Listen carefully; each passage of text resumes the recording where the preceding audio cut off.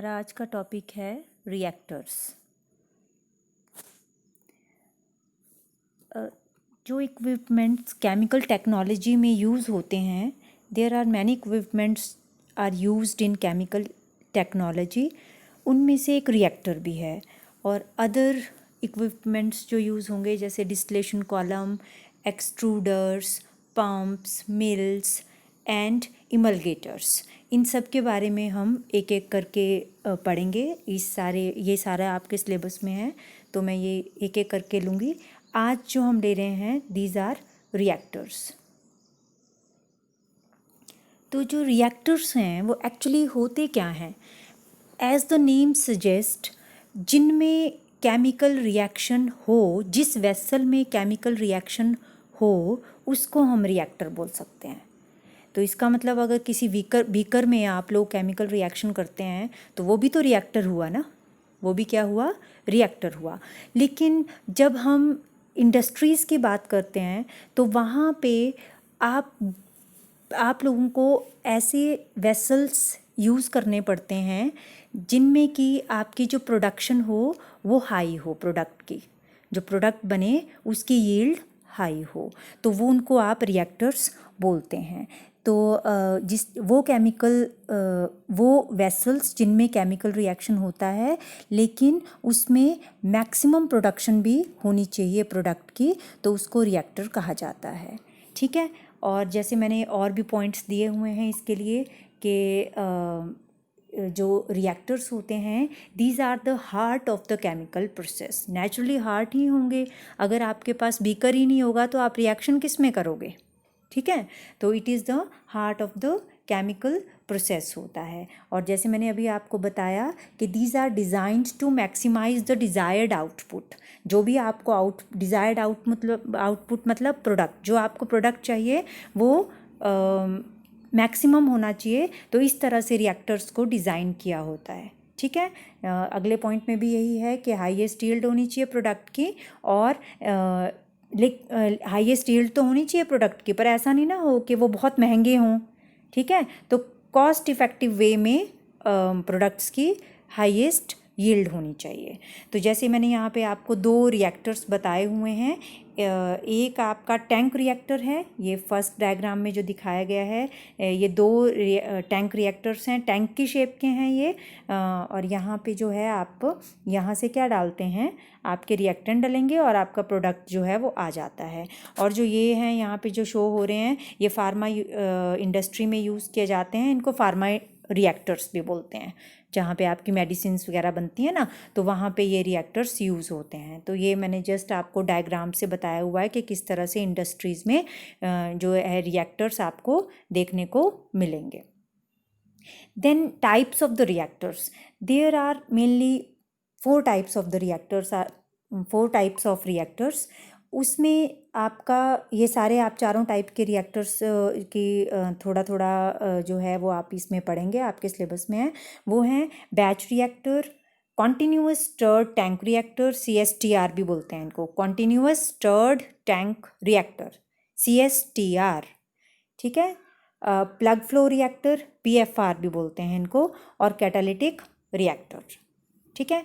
First of all let's come to batch reactors. तो batch reactors में अगर मैं आपको ये डायग्राम बताऊं, यहाँ पे आपको साइड में डायग्राम दिखाई दे रहा है। ठीक है। तो बैच रिएक्टर में हम लोग ये एक तो स्मॉल जहाँ पे बैचेस में आप रिएक्टेंट डालते हो और प्रोडक्ट चाहिए होता है, वहाँ पे यूज़ होते हैं, और स्मॉल स्केल इंडस्ट्रीज़ में ये यूज़ होते हैं। ठीक है।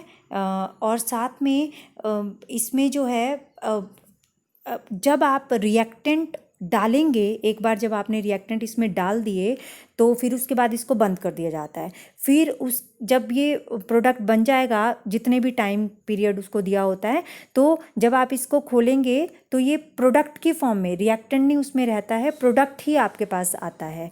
मीन्स एक बार जब आपने रिएक्टेंट डाल दिए तो product is withdrawn at the completion of the reaction. Clear हो गया? स्मॉल स्केल प्रोडक्शन में यूज़ होते हैं, ये मैंने आपको बता दिया। And these are suitable for the reaction requiring long reaction time. जहाँ पे बहुत ज़्यादा देर के लिए कोई रिएक्शन होना है तो उनके लिए सुटेबल होते हैं ये। कई रिएक्शन तो आपके फास्ट रिएक्शंस होते हैं, तो उनके लिए हम अदर टाइप ऑफ रिएक्टर्स पढ़ेंगे, आगे बताऊंगी मैं अगली स्लाइड्स में। तो यहाँ पे जो बैच रिएक्टर्स हैं, इनमें आपका बहुत ज़्यादा टाइम लगता है जिन रिएक्शंस में, उन रिएक्शंस को के लिए ये रिएक्टर्स सुटेबल होते हैं। देन जो ये रिएक्टर्स जो यूज़ होते हैं वो कहाँ कहाँ, जैसे ब्रीविंग इंडस्ट्रीज़ में, जहाँ बियर वगैरह की प्रोडक्शन होती है ना, आपको पता ही है बियर कैसे बनती है, उसमें फर्मेंटेशन करनी पड़ती है। तो फर्मेंटेशन के लिए तो कई बार 2-2 3-3 दिन भी लग जाते हैं। आप घरों में देखते हो, जब आप आटा लेते हो, गूंदते हो उसको, और आपको उसको फर्मेंट करना है, मतलब वो फूल जाएगा, जैसे ब्रेड वगैरह बनानी हो, तो उसको फुलाने के लिए कई बार आपको 2-2 दिन भी लग जाते हैं, और हीट देनी पड़ती है, प्रेशर मतलब एटमॉस्फेरिक प्रेशर पे आपको टेम्परेचर उतना देना पड़ेगा ताकि वो आपका फर्मेंटेशन अच्छे से हो जाए। तो ब्रीविंग प्रोसेस, क्योंकि ये लॉन्ग रिएक्शन टाइम चाहिए इसको, तो वहाँ पे ये यूज़ होता है। पल्पिंग मीन्स जहाँ पे आप फाइब्रस मटेरियल जो है वो एक्सट्रैक्ट करते हैं। पल्पिंग का मतलब क्या है, जहाँ पे आपको फाइब्रस मटेरियल चाहिए वहाँ पे ये यूज़ होता है।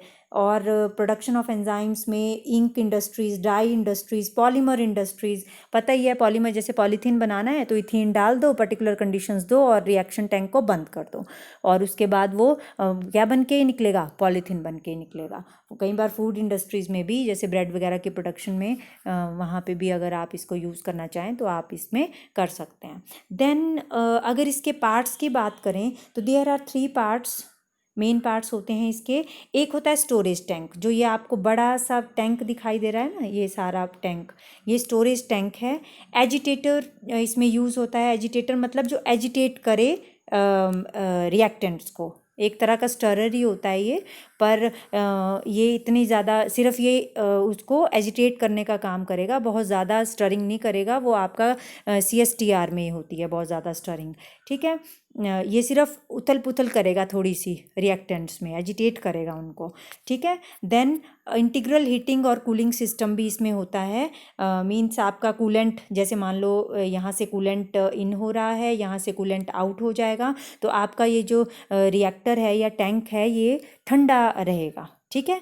अब इसमें ये देखिए, आप यहाँ से आप 2 रिएक्टेंट सपोज आप यहाँ पे डाल रहे हैं इंडस्ट्रीज़ में ना, तो ये कंट्रोल वॉल्व लगाए हुए हैं 2, ताकि आपको जितना रिएक्टेंट डालना है उतना ही आप इसमें एंटर करवाएं टैंक के अंदर। तो जब रिएक्टेंट इसके अंदर चले जाएंगे तो इनको थोड़ा सा मिक्स किया जाएगा, टैंक को बंद कर दिया जाएगा, and then after some time जब आप इसको ओपन करेंगे बाद में, तो आपका प्रोडक्ट जो है वो एज आउटलेट यहाँ से आप ले लेंगे। यहाँ पे भी वॉल्व लगा होता है। तो जब आपका रिएक्शन टाइम पूरा हो जाएगा तो उसके बाद आप इसको प्रोडक्ट जो है यहाँ से निकाल लेंगे। इसमें ऐसा नहीं होता है कि आप जो है बीच में कोई और रिएक्टेंट जो है वो इंसर्ट कर पाए, नहीं। एक बार जब ये बंद हो जाएगा इसका वॉल्व, देन ये प्रोडक्ट की फॉर्म में ही वापस निकलता है, ठीक है, बैच रिएक्टर में। तो इसके कुछ डिसएडवांटेजेस भी हैं, जैसे ये लार्ज बैच साइजेस के लिए नहीं है सुटेबल, ठीक है। जहाँ पे आपको बैच साइजेस का मतलब ये हुआ जहाँ पे आपको मान लो बीच में कोई और रिएक्टेंट डालना हो या बहुत ज़्यादा रिएक्टेंट डालने हो, ठीक है, तो उनके लिए ये सुटेबल नहीं है। और एक बार जब रिएक्टेंट ऐड हो जाता है then it will come out as product only. तो ऐसा ना सोचें आप कि इसमें आप कोई और बीच में इंसर्ट कर सकते हैं या बीच में कुछ निकाल सकते हैं, तो ऐसा नहीं हो सकता, ठीक है। Then come to the next slide, वो है आपकी कॉन्टिन्यूस स्टर्ड टैंक रिएक्टर। तो इसमें CSTR होता है, ये कॉन्टिन्यूस स्टर्ड टैंक रिएक्टर। तो ये भी ऑलमोस्ट ऐसी ही शेप का आपको लग रहा होगा जो आपने पीछे देखा, ये देखिए यहाँ पे।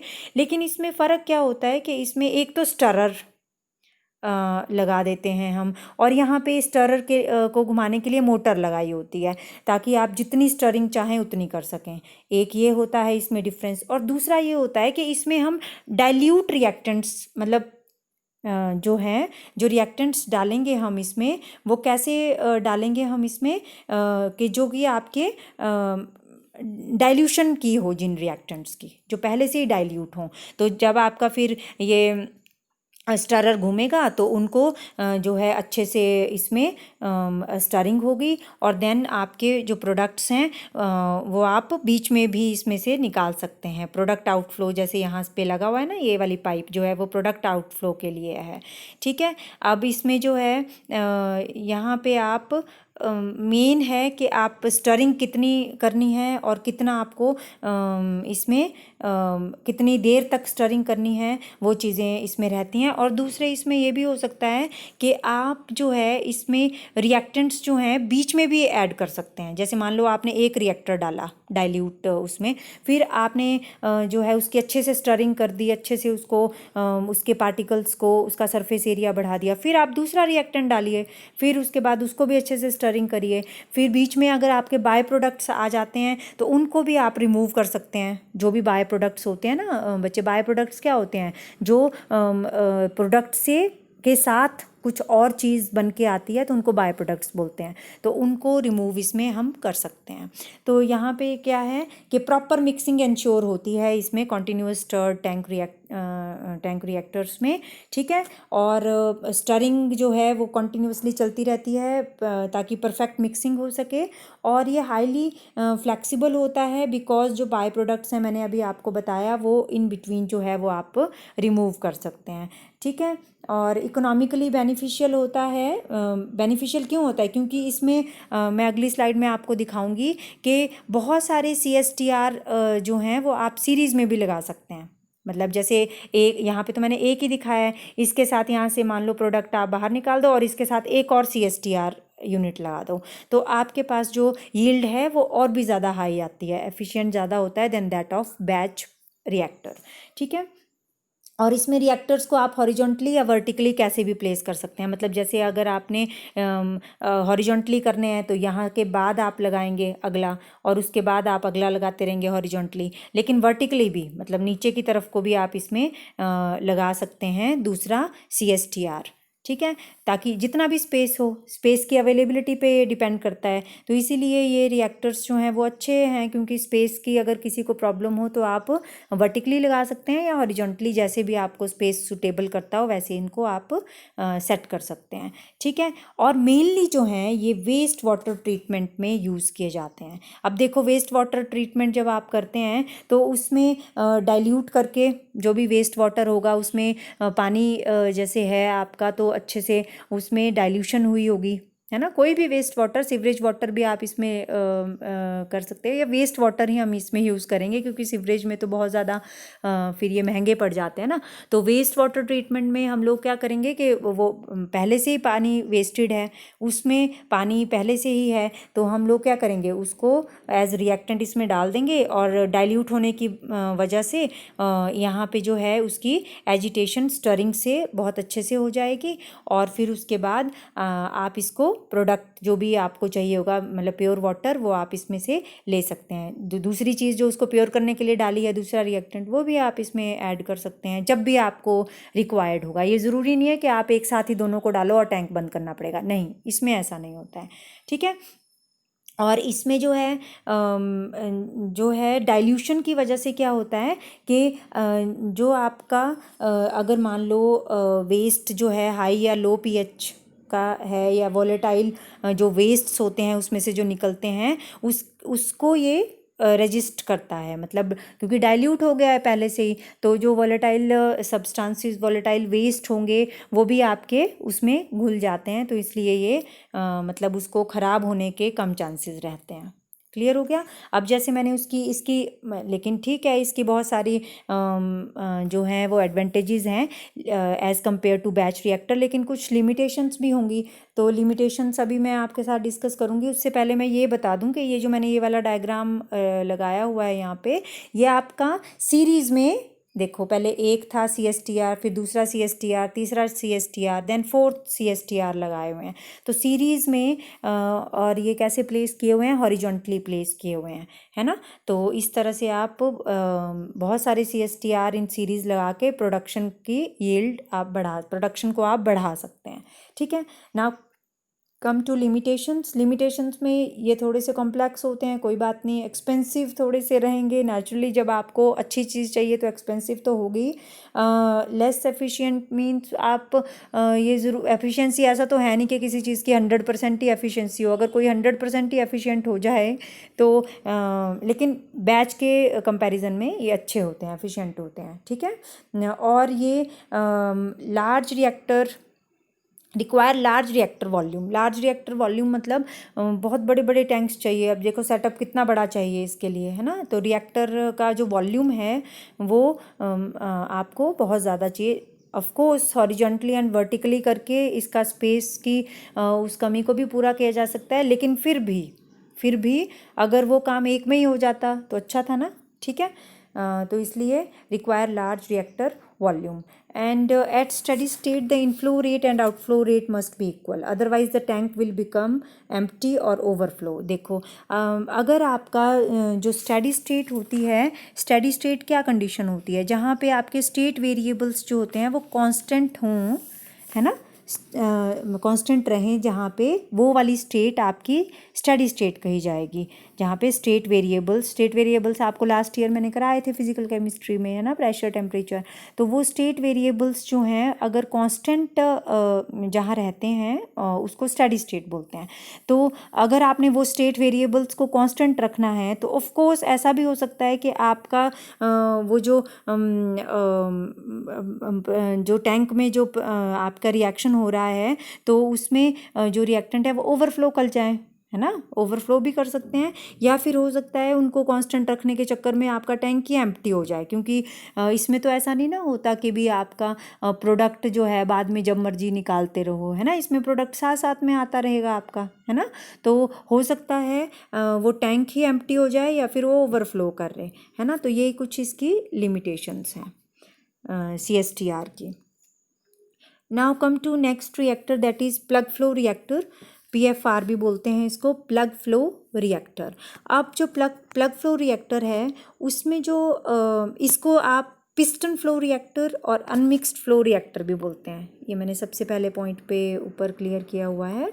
Piston flow reactor and unmixed flow reactor भी इसको बोलते हैं। पिस्टन फ्लो मतलब पिस्टन की तरह आगे चलते रहते हैं इसमें, जो मतलब जैसे रिएक्टेंट है वो चलता रहेगा आगे की तरफ को, है ना, और लास्ट में वो अपने रिएक्शन होता रहेगा और लास्ट में वो रिएक्टर से बाहर निकल जाएगा, ठीक है। ये ट्यूब टाइप्स के होते हैं या पाइप की तरह भी हो सकते हैं, ट्यूब या पाइप की तरह ये हो सकते हैं ये रिएक्टर्स, ठीक है, जिनको कि आप पैरेलल कनेक्ट कर सकते हैं। अगले स्लाइड में मैं दिखाऊंगी कि किस तरह वो पैरेलली अटैच्ड होते हैं विद ईच अदर, ठीक है।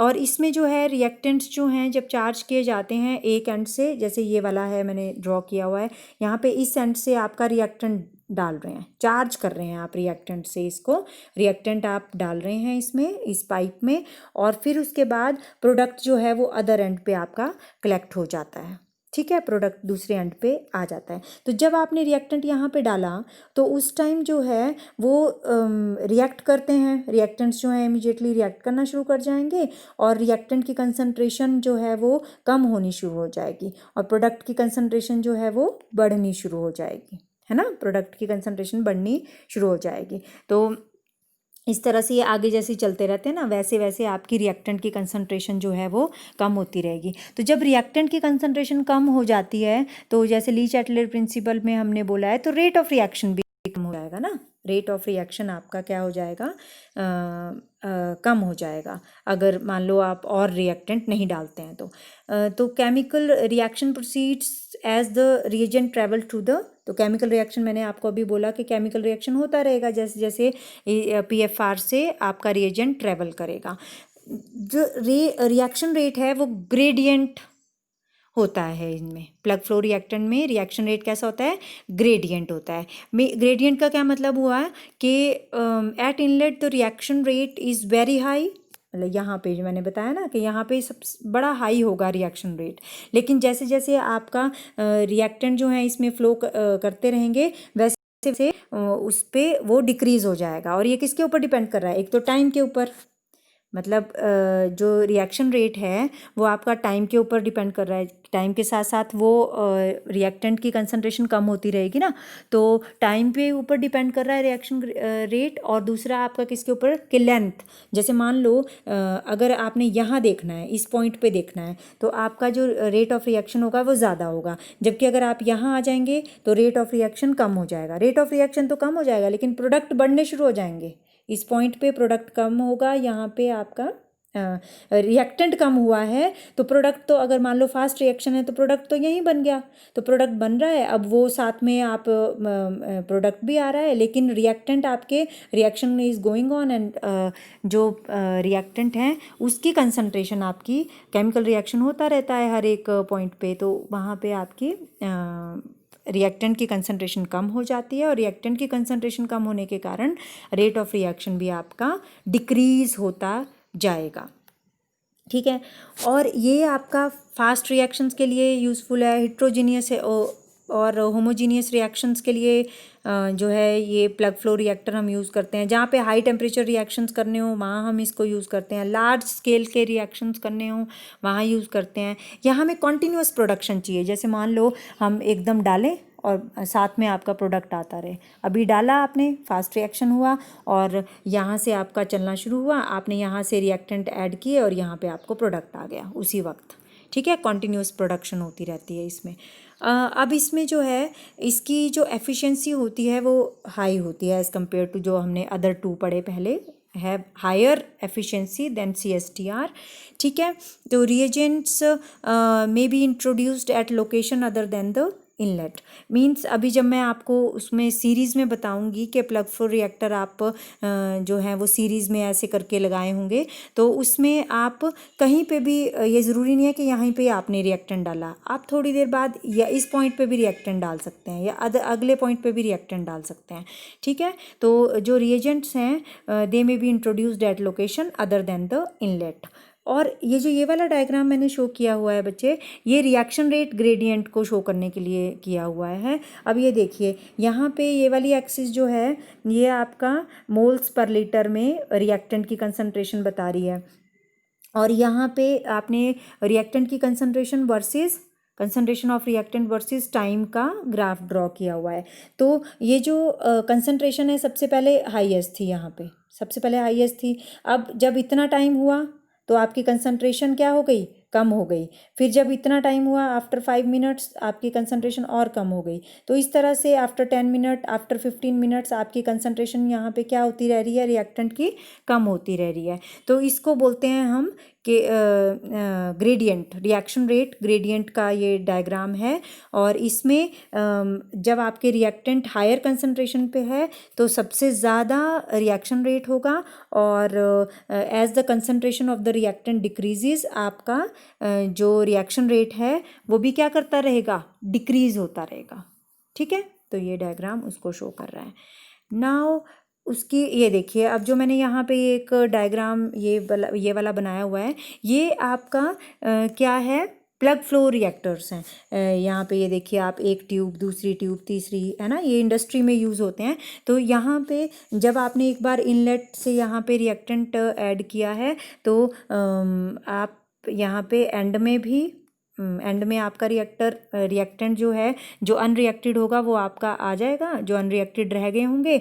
या प्रोडक्ट आप यहाँ पे इतने टाइम बाद भी प्रोडक्ट ले सकते हैं, इतने टाइम बाद भी प्रोडक्ट ले सकते हैं यहाँ पे भी, और अलग अलग टाइम पे आप प्रोडक्ट्स जो हैं ले सकते हैं। और ये ज़रूरी नहीं है कि यहीं से ही आपने सारे के सारे रिएक्टेंट डालने हैं। आप जो है यहाँ पे वॉल्व होते हैं, ठीक है, और आप डिफरेंट इंटरवल्स पे भी आप अपने रिएक्टेंट्स जो हैं वो इसमें ऐड कर सकते हैं। सपोज़ आपने यहाँ पे A और B डाला है, ठीक है, A और B डाला है, तो आपको AB का कॉम्बिनेशन चाहिए, तो आप यहाँ पे कलेक्ट कर लीजिए उसको AB। ठीक है, अब आपने AB को कंबाइन कराना है, लेकिन किससे, C से, तो आप C यहाँ इंसर्ट कीजिए, C यहाँ इंसर्ट कीजिए, जो अनरिएक्टेड होगा वो यहाँ आ जाएगा, और फिर आप यहाँ पे AC प्लस D जो भी आपको प्रोडक्ट्स चाहिए वो आपके यहाँ पे आते रहते हैं, है ना। तो इसमें डिसएडवांटेजेस भी होंगी इसके कुछ ना कुछ। तो क्या हुआ है कि ये इकोनॉमिकल नहीं होता है स्मॉल बैचेस के लिए, जैसे आपका बैच रिएक्टर था वो स्मॉल बैचेस के लिए इकोनॉमिकल था, तो ये उतना इकोनॉमिकल नहीं है कि अगर आपके पास थोड़ा सा आपने काम करना है तो उसके लिए नहीं है इकोनॉमिकल ये, ठीक है। अनडिजायर्ड थर्मल ग्रेडियंट रहता है इसमें, मतलब जैसे थर्मल ग्रेडियंट क्या हुआ, the ratio of the temperature difference and distance between the 2 points, ठीक है। मान लो इस पॉइंट पे आपने टेम्परेचर देखना है और इस पॉइंट पे टेम्परेचर देखना है, तो यहाँ पे टेम्परेचर डिफरेंस होगा, दोनों टेम्परेचर्स में कोई ना कोई टेम्परेचर डिफरेंस होगा, उसको बोलते हैं थर्मल ग्रेडियंट। जो भी टेम्परेचर डिफरेंस आएगा इन दोनों के बीच में, इन दोनों पॉइंट्स के बीच में, उसको क्या बोलते हैं, इन दोनों पॉइंट्स के बीच में जो टेम्परेचर डिफरेंस आएगा विद डिस्टेंस, उसको बोलते हैं थर्मल ग्रेडियंट। तो वो अनडिजायर्ड थर्मल ग्रेडियंट, हमें ऐसा नहीं चाहिए कि वो जब मान लो एक्सोथर्मिक रिएक्शन है और हीट निकल रही है तो वो तो हमें नहीं चाहिए, मान लो अगले रिएक्शन में नहीं चाहिए, तो फिर वो तो गलत चीज़ है ना इसमें कि अगले रिएक्शन में हमें टेम्परेचर नहीं चाहिए, फिर फालतू का हमें एक्सरसाइज करनी पड़ेगी कि उसको पहले कूल करना पड़ेगा, ठीक है। तो ये अनडिजायर्ड थर्मल ग्रेडियंट रहता है इसमें। टेम्परेचर का कंट्रोल भी पुअर है, मतलब टेम्परेचर हम उतनी अच्छे तरीके से एक्सोथर्मिक रिएक्शंस में हम कंट्रोल नहीं कर सकते, या एंडोथर्मिक रिएक्शंस हैं तो भी हम इसमें टेम्परेचर कंट्रोल पुअर रहता है, ठीक है। और क्लीनिंग जो है वो इसकी एक्सपेंसिव हो सकती है, शट डाउन एंड क्लीनिंग जब भी करनी हो इनकी तो वो थोड़ी एक्सपेंसिव होती है, इनकी पाइप्स की तरह है, पतली पतली पाइप्स हैं तो फिर इनकी एक्सपेंसिव रहती है cleaning. Then last type of reactors आपके होते हैं कैटालिटिक रिएक्टर्स। कौन से हैं? Catalytic reactor. नाम से पता चल रहा है कि ये भी रिएक्टर वैसे ही होंगे जैसे आपने पीछे पढ़े हैं, लेकिन इसमें कैटालिस्ट हमें इनकॉर्पोरेट करना पड़ता है, ठीक है, जिसमें कि कैटालिस्ट आपका हो, वो वाले रिएक्शंस आपके कैटालिटिक रिएक्शंस बोले जाते हैं। और जिस रिएक्टर में या जिस वेसल में अगर वो किए जाएंगे तो वो उनको कैटालिटिक रिएक्टर बोलते हैं। तो इसमें जो है कैटालिस्ट का बेड जो है वो पहले से ही इनकॉर्पोरेट होता है, जैसे ये डायग्राम में मैं बता रही हूँ ना कि कैटालिस्ट का बेड जो है वो पहले से ही इस रिएक्टर में है, तो आपने रिएक्टेंट इसमें इनकॉर्पोरेट कराया और कैटालिस्ट की प्रेजेंस में वो उसने रिएक्शन किया और यहाँ से आपके प्रोडक्ट जो हैं और कोई भी अनरिएक्टेड मटेरियल जो है वो आपका निकल जाता है और उनको आप फिर बाद में सेपरेट कर सकते हैं, ठीक है। तो ये वाले जो हैं वो आपका कैटालिटिक रिएक्टर्स कहे जाते हैं। तो इसमें किसके ऊपर डिपेंड करता है रेट? वो that depends upon the amount of the catalyst and the concentration of the reactants पे। जो कैटालिस्ट के साथ रिएक्ट करती है ना, मतलब जितनी कंसंट्रेशन आपकी कैटालिस्ट के साथ रिएक्ट करेगी उसके ऊपर डिपेंड करेगा। ऐसा नहीं कि रिएक्टेंट की कंसंट्रेशन रिएक्ट भी नहीं कर रहा कैटालिस्ट के साथ और ऐसे ही निकल जा रहा है, तो रेट ऑफ रिएक्शन तो नेचुरली स्लो होगा। फिर अगर कैटालिस्ट के साथ रिएक्ट ही नहीं किया है ना, रिएक्ट ही नहीं किया तो फिर आपका प्रोडक्ट नहीं बनेगा, फिर आपका ये एफिशिएंट नहीं ना हुआ। तो use to process toxic components of automobile exhaust. तो यहाँ पे जैसे आपके कई गाड़ियाँ तो अब ऐसी आती हैं जिसमें ऑटोमोबाइल एग्जॉस्ट में कैटालिस्ट का जो है एक रिएक्टर लगाया जाता है और उन गाड़ियों का धुआं जब निकलेगा तो वो कैटालिस्ट के साथ रिएक्ट करके नॉन टॉक्सिक जो हैं वो धुआं बाहर निकालता है। तो ये ऑटोमोबाइल एग्जॉस्ट में वहाँ पे यूज़ किया जाता है ताकि आपके टॉक्सिक जो कंपोनेंट्स हैं उनकी प्रोसेसिंग हो सके, ठीक है। पेट्रोकेमिकल रिएक्टर्स में भी यूज़ किया जाता है, पेट्रोकेमिकल इंडस्ट्रीज़ में भी इसको आप यूज़ करते हैं, ठीक है। और इसकी जो डिसएडवांटेज की बात अगर हम करें तो इसमें इसकी डिसएडवांटेज ये होती है कि डीएक्टिवेट हो जाते हैं। आपको पता है कई बार गाड़ियां जो हैं जिनमें लगे भी हों ये कैटालिटिक रिएक्टर्स, तो वो गाड़ियां भी गंदा धुआं देना शुरू कर देती हैं, जो कि होती है ना कई बार ऐसा। तो वो क्यों होता है? क्योंकि आपका जो उसमें कैटालिस्ट लगा होता है वो डीएक्टिवेट हो चुका होता है। और डीएक्टिवेट किस किस चीज़ से हो सकता है?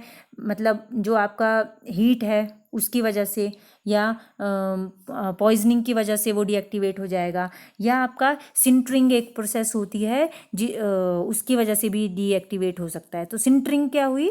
It is the formation of solid mass. Solid मास जो है वो बन जाता है किसका? कैटालिस्ट का सॉलिड मास बन जाएगा विदाउट मेल्टिंग इट। मेल्ट नहीं होगा वो कैटालिस्ट, ठीक है, मेल्ट नहीं हो जाएगा लेकिन ये सॉलिड मास की तरह ये पूरा बन जाएगा, फिर वो कैटलिस्ट का काम ही नहीं करेगा, है ना। तो ये कुछ डिसएडवांटेजेस हैं इसमें। फिर इसको साफ़ करना पड़ेगा, अलग से कैटलिस्ट फिल करना पड़ेगा, तब आपका कैटालिटिक रिएक्टर जो है वो काम करेगा। तो आई होप ये सारे के सारे चारों के चारों रिएक्टर्स आपको समझ आ गए हैं। आपकी अगर कोई क्वेरीज हों तो आप मुझसे पूछ सकते हैं। Thank you so much.